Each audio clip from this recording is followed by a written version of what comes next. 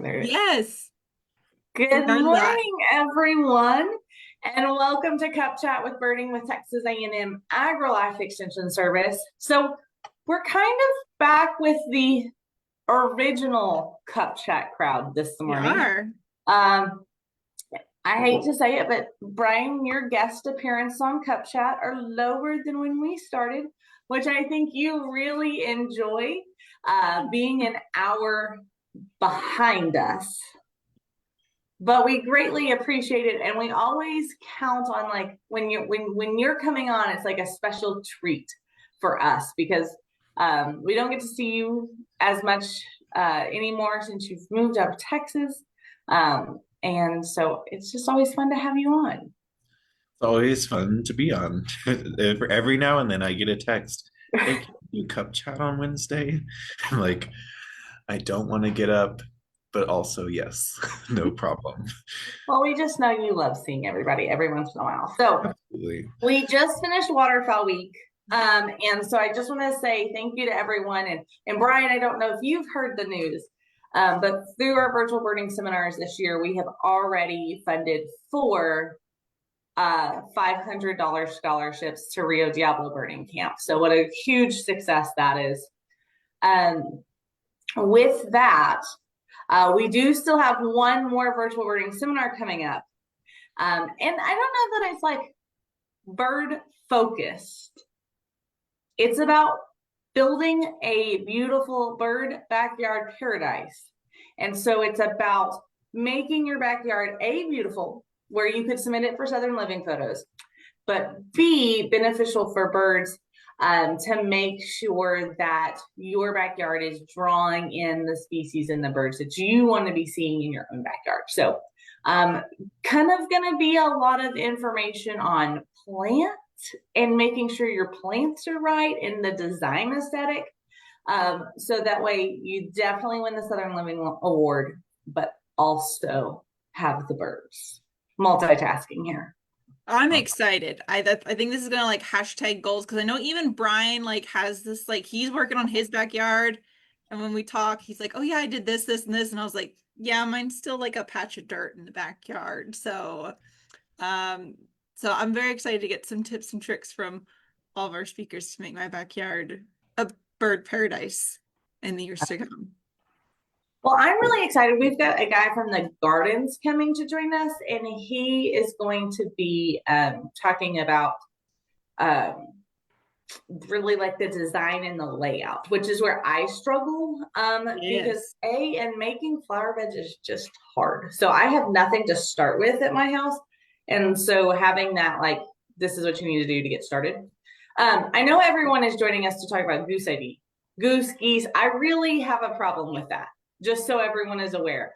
As I have wrote social media posts, is it goose or is it geese in this spot or is it in that spot? Because like this goose, but it would be better like these geese. It's just, those are not my favorite interchangeable singular plural terminology. It really has been a struggle. Now, before we get started, what? I was gonna say, isn't it like, so goose is singular, geese refers to like a multiple of the same species. I think is geese's no. No, you would not put an S on geese's, right? I don't know, because you have fish refers to one like you can say fishes and it refers to like multiple fish of different species. But I don't know, is geese is a word? I thought it was, and then I said it, and I was like, that doesn't sound right. Geese's sounds like a stretch. Bryan, is it a real word? Geese are already challenging. I see where you're coming from, Liz. And like it's like quail and quails also. Yeah. But I don't hear that with geese though. I think there's something different there. Maybe I'm thinking of a song, like a kid's song that says gooses and geeses. I don't know. I made it up. It's Cup Chat. We make up whatever we want. Make up our own words. There's no rules on Cup Chat, right, Emily? They're not. So speaking of no rules on Cup Chat, I'm going to give a 30-second free commercial. I posted on Instagram a picture of my coffee, and I don't know if I can show y'all my coffee, but it's just beautiful. Like I got the perfect foam and all of that. And I did that with a frother. And it's like this little battery powered, and you turn it on and you stick it in your milk and it froths your milk. And it's like, I hate to say, this was $1 at IKEA, but they have some fancier ones on other places. But a milk frother, you don't have to heat your milk up. You just put it in your cup and you stick this in and turn it on, and it is game changing for your coffee. So if everyone's looking for new game changer coffee, I used to do the spray foam, the cold foam, but I've been out of town a lot and have not been to the grocery store. And so I've been using that with my creamer, and game changing. You no longer, well, I still like the cold foam creamer, but I don't necessarily have to have it to make the foam. So I will get off my tangent. But Bryan, you said you had one and you loved it too. Yes, I was just gonna say I recently got one and I agree. It's life-changing, but it's for coffee and for all the other things too. I made crepes with it the other day. It's You made Oh, crepes with it. crepes? That sounds fancy. I always wanted to try crepes. yummy. I make crepes with. Why'd you mute yourself? Oh no. Because I've got my, so I can comment with everybody on Facebook. It's always strategic of getting the Facebook on so I can comment with everyone and talk to everybody on there while we're still talking over here. In my new office layout, it's a bit more awkward because like it's sitting right above us, and so I can see y'all talking below and above, and it's a little more brain power this morning. But let's get into Goose or Geese ID. I'm so ready. Okay, so let's start with the oddball goose that doesn't really like fit with another geese or goose. So, okay, so the greater white-fronted goose doesn't really fit with any of the other geese in Texas. So, Bryan, we'll let you talk a little bit about that. Okay. Hold Sorry. on. Struggling here. We can see your whiteboard. Yeah, the little Zoom thing was in the way of the, you know how it goes. Yeah, totally. Okay. Where's my, oh, it's okay. I thought I had it already pulled up, but I didn't. Here we go. So now you see a greater white-fronted goose, I hope. Yes. We do. Okay, cool. So this one, like Emily said, is kind of, so in Texas, we have 5 regularly occurring species of goose. Every now and then we get like a rare brant or something.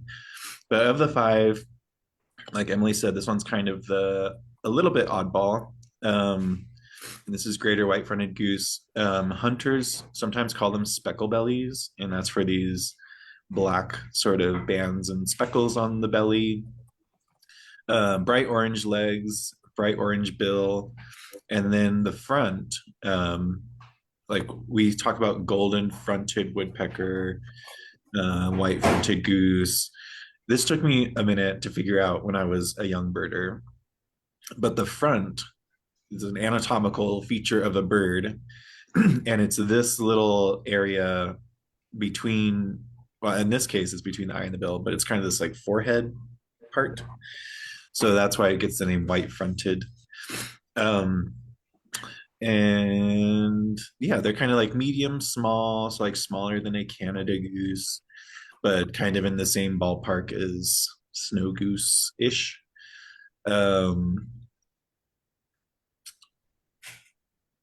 Not sure what else to say about greater white-fronted goose. I like to say that if again, where we don't name the birds correctly, I know it's not no one listens to me, but this is not like a greater white-fronted. I mean, like, it's not a white front. I hate to say it. Well, but he said it's the forehead is what it's referring to. It's like an actual anatomical, like a front is like saying a nose or an ear or an elbow. It's like, well, then why don't we call it greater white four-headed goose? I am with you there. It doesn't roll off the tongue as nicely as the fronted. Front, to someone who's not in the know, front is a very confusing term. Yeah. Yes. I mean, greater white four-headed goose. That's what we're going to start calling this one. Okay. So they're pretty widespread. They breed up in the most of the, well, a lot of the geese in waterfowl. They breed way up north, and then we get them in the winter usually. And a good place to look for them would be out in like open ag fields, especially like ag fields close to the coast. It's where you get a lot of waterfowl in Texas. And I think part of that's maybe naturally they would have originally gone to the coast and like big wetland areas and big grassy areas. And then as that's kind of converted to agriculture, it's like, hey, this is those big open areas that we used to like near the coast, but now there's corn in there. It's even better.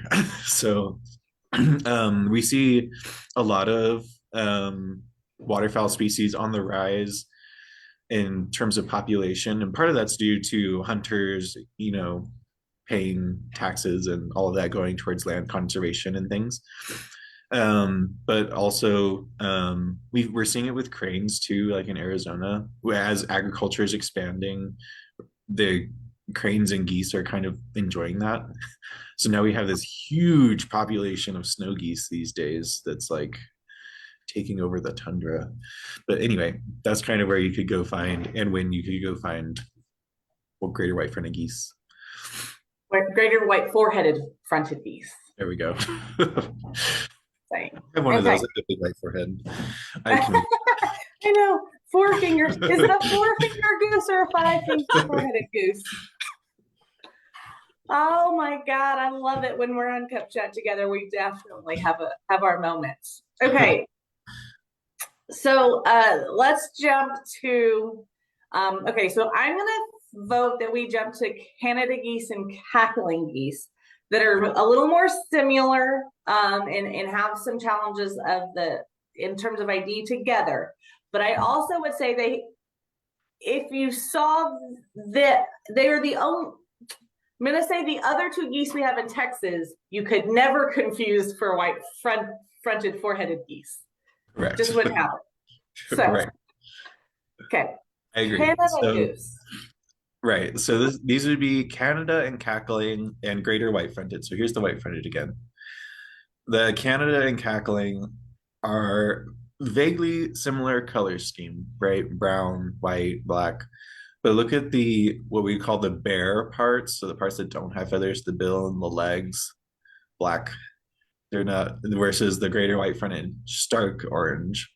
So if you see that, that's a giveaway right away for separating those two. And then look at the face also. So we call these, the Canada and the cackling, we call these white-cheeked geese as a kind of a group. If we were talking about white-cheeked Goose ID, we're talking about Canada versus cackling, or all of the subspecies within that, which is properly named, unlike the greater fronted, right.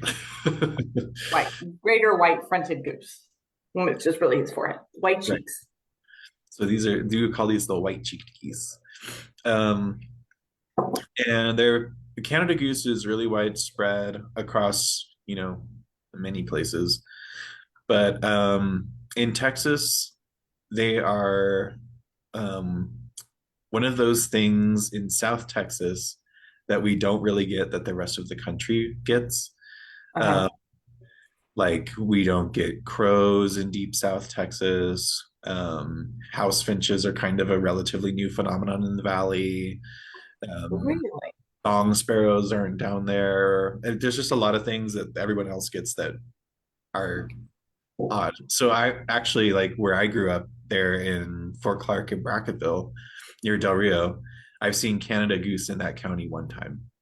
And see, this is something that I grew up with. Like they are everywhere in PA. Like honestly, it's either a mallard or it was a Canada goose. And Canada geese, they're nasty little things. They are mean. They'll hiss at you. See, and that's okay, so go back to your geese goose.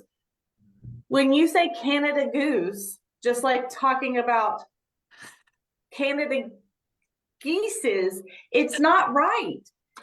Does that make sense? Like, well, sure, okay, so like their name is Canada goose, but like when you're talking about goose, you're really talking about Canada geese, but it's called a Canada goose. It's not like it's in the name. It's not like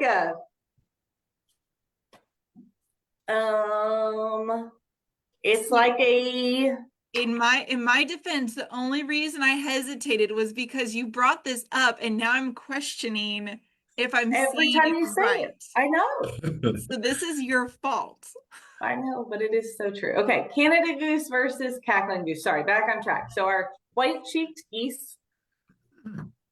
Yes. So with these two species, we are mostly looking at proportions and shape and size, in addition to range. So where I was going with the range, they're not in South Texas.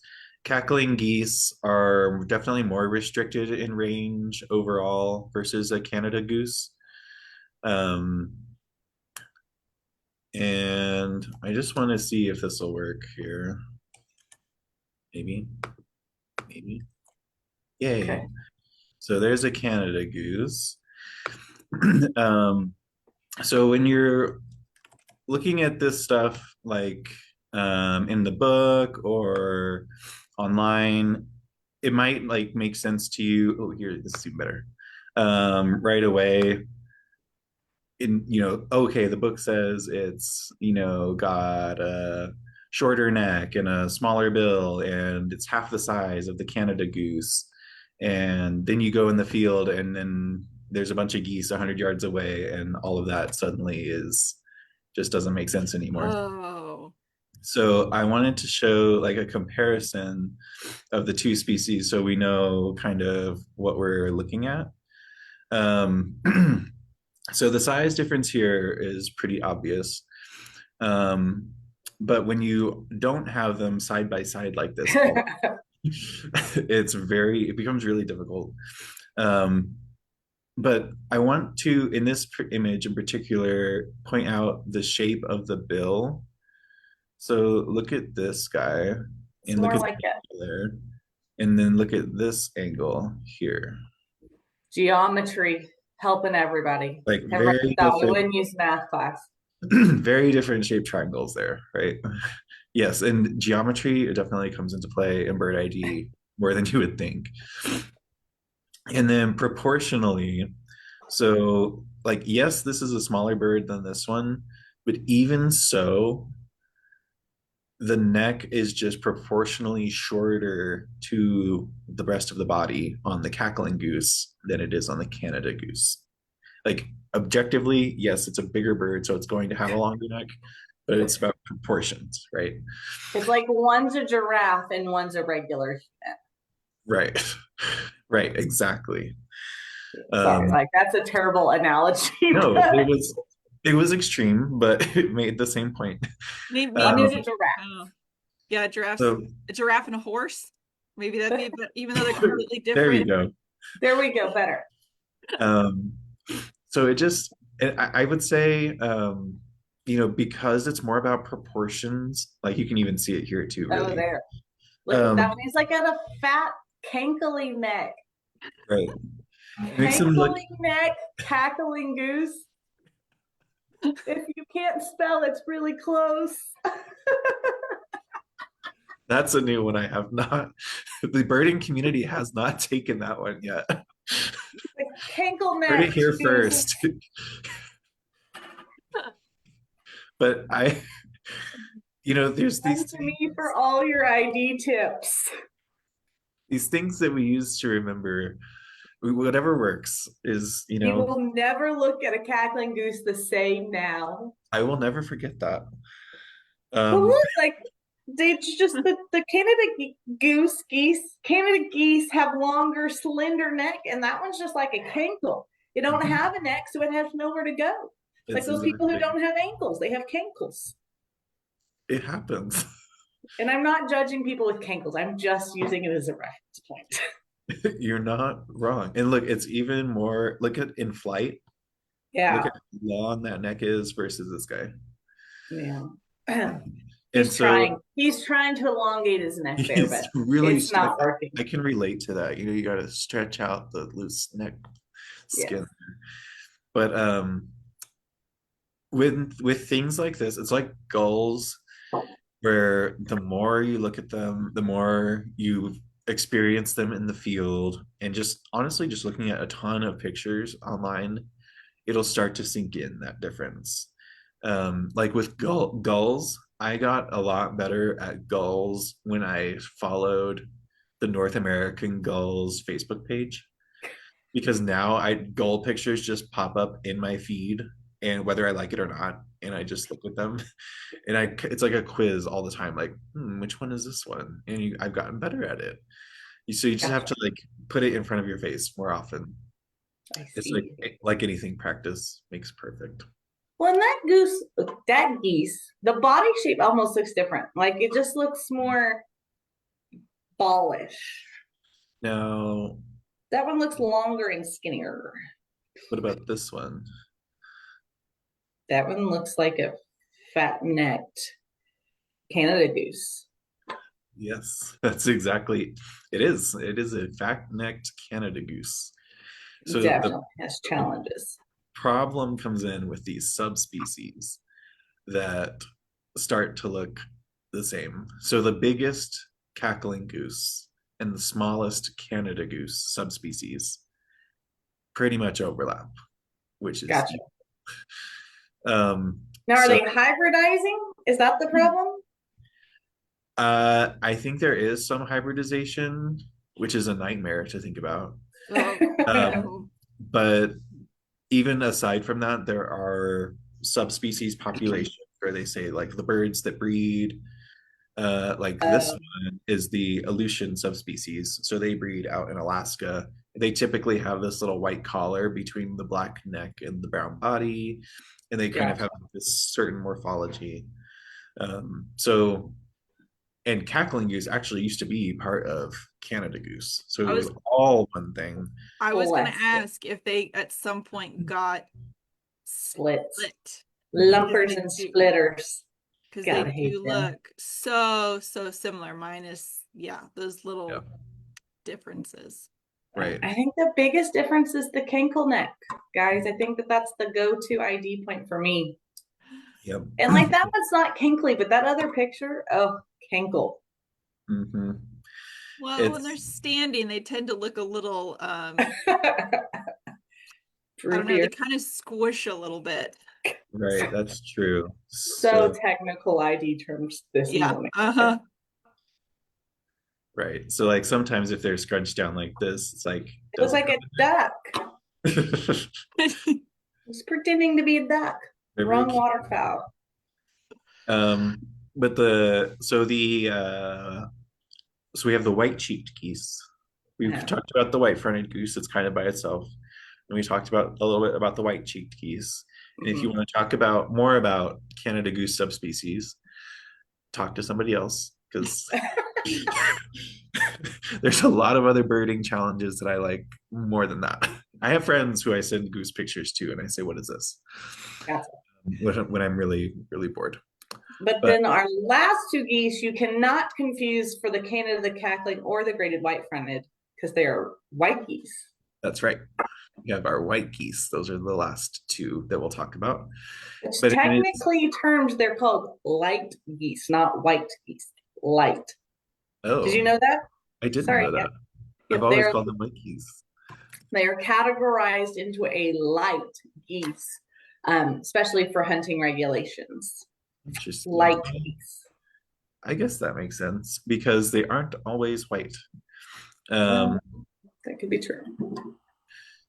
um, but it's a similar or almost the same situation as we had with the cackling versus the Canada. So one bigger than the other, one more dainty. So here's the snow goose. He's the light goose version of the Canada goose. So he's bigger, that more uh that narrower triangle angle on the bill. So bigger proportionally bill, proportionally longer neck, larger overall, versus the Ross's goose, which has that more triangular bill, shorter neck, cuter appearance. They Um, look so fluffy. they are so cute. So And we know what Brian's favorite goose is. I don't know. Geese. Well, See, that's the time you could use both. We know what Brian's favorite goose is. We know what Brian's favorite geese is. yeah, I guess you could say that either way. See, I'm telling you, it's a challenge. But go ahead, keep going. But Um, he's a cute goose. he is very cute. And I was just saying that, honestly, that is what I tell people when we're in the field and trying to identify them. I'm like, look for the cute one. Um, let's see if I can pull up a comparison. Um, and just like the other geese, they're found in winter, open habitats, all that sort of good stuff.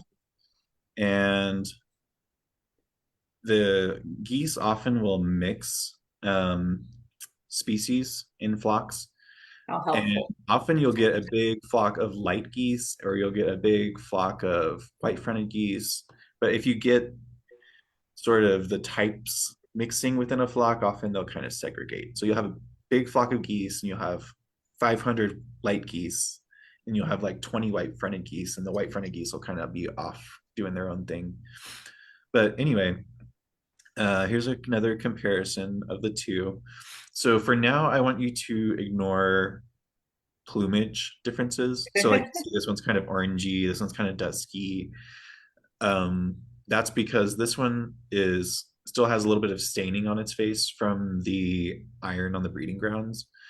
This one is kind of a younger bird, so it's still retaining some of that juvenile plumage. But that stuff aside, when they're on the wintering grounds in Texas, they're all white when they're adults. We will have juveniles and they'll look gray, but the structure and the proportions and all of that stuff is what you still need to use to identify. So the snow goose, again with the bills right here, right? We've got, oops, let me try a different color. The more triangular on the snow goose, I mean the longer versus more squat and triangular on the Ross's goose. And then the other thing I want to point out, look at the So creepy. look at the way the feathers come into the bill on the snow goose versus the Ross's goose. It's like straight down. See that difference? It's kind of subtle, but once you notice That's it, why you need a good pair of binoculars, people, because if those geese are across the lake, my goodness, seeing that is going to be like challenging. totally. And that really comes into play when you have like one or two. When you have a bunch of snow geese, and you're looking for the Ross's goose, it's usually the renty one. It can be a challenge when they're all sleeping and they're tucked and the necks go away and they start to look kind of the same. But these bill differences, if you do get a good look, are very helpful. Another thing is what we call the grin patch on the snow goose. So that's this black part right here. And then the Ross's goose doesn't have that as much. Let me pull up another. Can I just state that I think that the grin patch is just creepy looking. Like It's that not is my favorite. weird to me. It's, yeah. I and don't I and I hate to like in the livestock world when we kind of have that lip pooching, it just is always not a good thing. Like it's a virus usually, and so that is just so creepy to me. So like I totally relate that to like the orf virus in livestock, and it just is. Dude. I can understand that. And it's actually kind of nice to have that reference point, because a lot of times I try to tell people to look at the grin patch and then they don't understand what I'm talking about. So for you that it like sticks out like a sore thumb right away is it's kind of nice. That's helpful for you. For all my goosing adventures. For all those times where you needed to identify a goose. Here's maybe another picture that's maybe slightly better. And so we see the grin patch and we see that angle difference. And the grin patch is really apparent on this one, I would say. The lack of a grin patch on this Ross's goose versus this one. And they're both alert, so you can see again the like proportional differences like we saw in the Canada and the cackling. So a much beefier, longer, proportionally necked bird on the snow goose versus the Ross's goose. And then in this picture, what I was just talking about. So this would be like a typical view of a winter flock on a grassy field somewhere in Texas or wherever. But these are adult birds, all these here on the sort of the right side. And then these two on the left side look like juveniles. At least this one is for sure. This would be a juvenile snow goose. And so it has that more elongated bill with the grin patch, even though it's gray. And then this might be a juvenile Ross's with a little bit of gray coming in or fading out, I guess.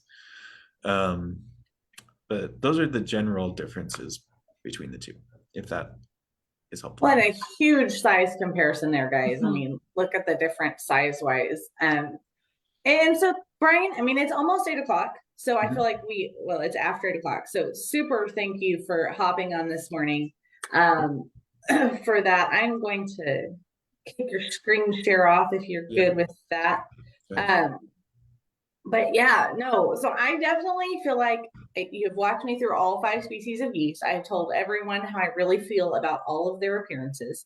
So I apologize if I've offended any geese lovers out there, as I have threw a few rocks at each species, except for like the Canada goose. I didn't really throw any rocks at them, or the Ross's goose. Gosh, not sure. I think the Ross's goose is pretty safe from hate. They're so cute. They're cute. I mean, how can you not? Yeah. Oh, another thing I wanted to mention before we leave. Snow geese also come in a blue form, which I forgot to mention. And so occasionally see them just solid slaty blue gray with this like contrasting white head. So they have 2 color morphs. And a blue goose, when they're born a blue goose, they grow up to be a blue goose, and that's how they are for the rest of their life. It's not like a transitional thing. Are there baby blue gooses? And when they're juvenile, a juvenile blue goose, when you see them in the field, are really dark, like solid slaty gray all over. Yeah. How common are they? Have you seen one? Depends on where you are. So some areas have flocks that can be almost 50% blue geese into the white snow geese. But some places it's kind of like more like 1 in 100 more or something like that. So yes, you see them pretty regularly. Anywhere you see a lot of snow geese, you should see one.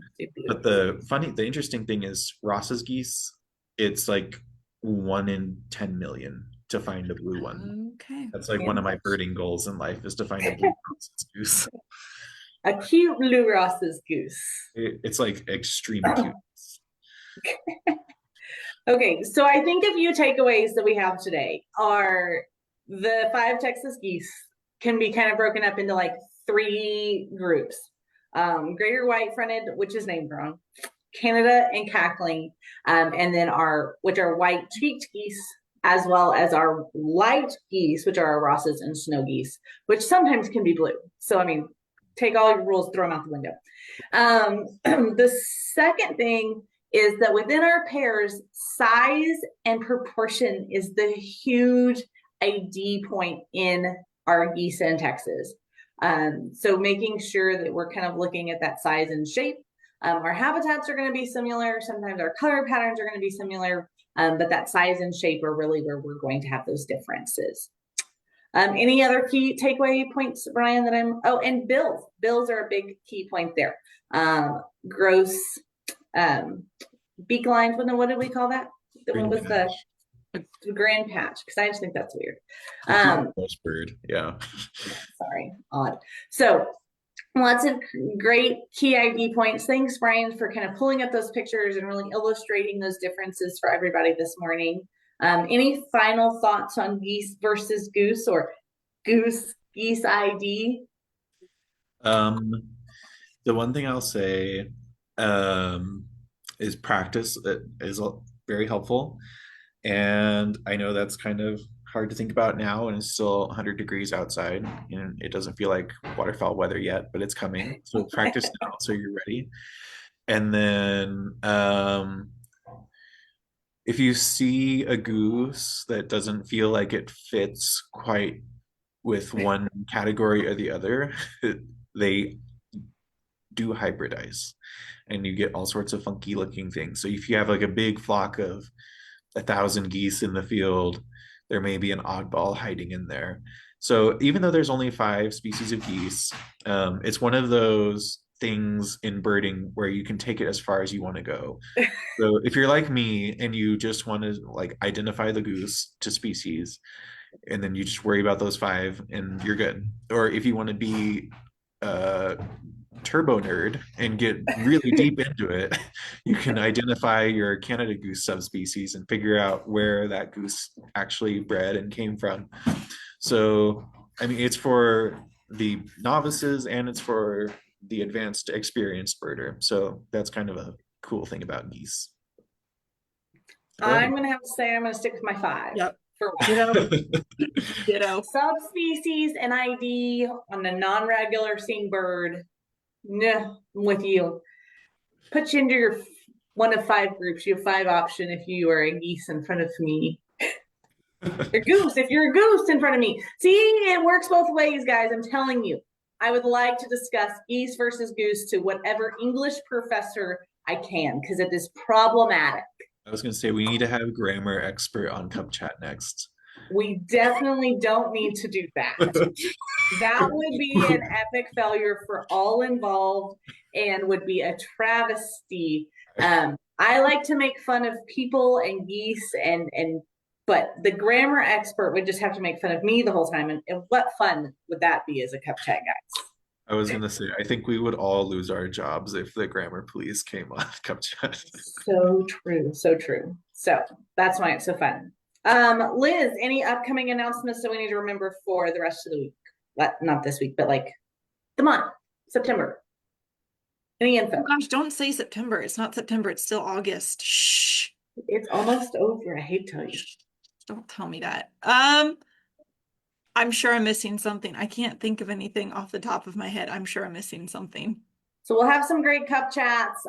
Stay tuned. Registration information for Birding the Border will be out this fall. Virtual birding seminar in November. So save those dates. So definitely make sure you are in the know with Birding with Extension and keep following us on Facebook. You never know what you're going to learn.